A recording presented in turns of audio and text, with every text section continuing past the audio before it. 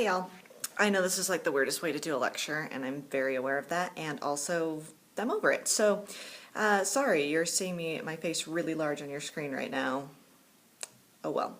At some point I'm going to really tired of holding the iPad like this at an upward angle where I look better, and it's going to go down here and you're going to like see this double chinny thing going on, and just get over it. Alright, I'm trying to get over it, clearly. I wanted to hit on the context conversation from last week for just a second, because I also want you to think about what cultures you're introducing in your story, right? You read House on Mango Street and you see Latino culture and Latina culture, right? And you see the barrio, and you see, so barrio culture, and you see the nuns, you see Catholic private school culture. She's introducing you to some cultures. You also see the 80s happening, right? Like, that is the 80s.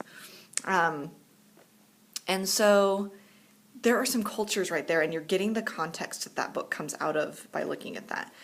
You read Don Quixote and you definitely see the 1600s there, right? It doesn't look, even the people who are not doing chivalry things look very Shakespearean, right? They sound Shakespearean, they look Shakespearean, because that's the context it came out of, and it's going to look Spanish, right? Because it's from Spain.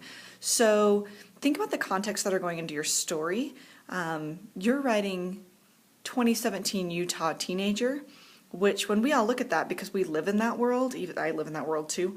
I'm not a teenager, but I hang out with them a lot. That sounded creepy. I teach them. To us, it might not sound like, we might not see that culture because we're so used to that culture, but to somebody, think of somebody reading this story from somewhere else, from Massachusetts in the year 2035, right? Like, they're going to see those cultural elements and be like, oh, clearly Utah's a little different than Massachusetts. Oh, clearly 2017 was a little different than 2035. So start thinking about some of those things too, and where you can accentuate those cultural elements that you've got in there, right? I'd really like a 9th grader to tap into some NDPA culture. We have La Noche coming up at the end of the year, so you're going to pick a La Noche project, but I think it would be fun to have some story. Our school is weird, and NDPA culture is not like other school cultures. It's not necessarily better or worse, it's just different. And I think it would be fun to have some of those stories. Like last week, I had a student, Mr. Abbott was threatening to pour chocolate milk on her, and she just like was like, fine, let's do this. And she like opens her mouth as if to be like, just pour it in, whatever. And they're basically playing chocolate milk chicken, right? Like, he's thinking she's gonna give up, she's thinking he's not really gonna pour it, and a chocolate milk waterfall actually happened, and it worked out without spilling anything on the carpet, which is amazing. That's a weird moment for a school, right? Like, that's way more family than it is teacher-student, right? Like, we operate like a family. I think it'd be cool to get some of that culture into the stories. So if you have an NDPA story, think about the things that you might be able to integrate in there that show the culture here and how it may be different. And if you've never been to another school, you might not know that it's different. At least the schools I've taught in, it's different.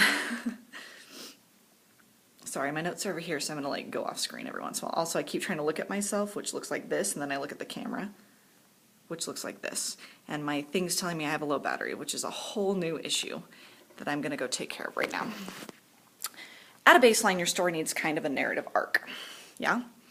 We're just gonna roll with this. You're used to me moving around the room, so this is just moving around the room 2.0. It needs a narrative arc. Conflict, climax, resolution, right? That's where you're headed.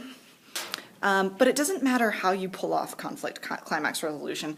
And I think some of us think it has to be a story. This happened, then this happened, then this happened, and this is how it came together at the end. Ultimately, that's what you're doing. But you don't have to do it in a straight story style, right? You've got genre choices. So we're going to talk about genre for just a second. Genre, G-E-N-R-E, if you haven't seen that word before. Bloop.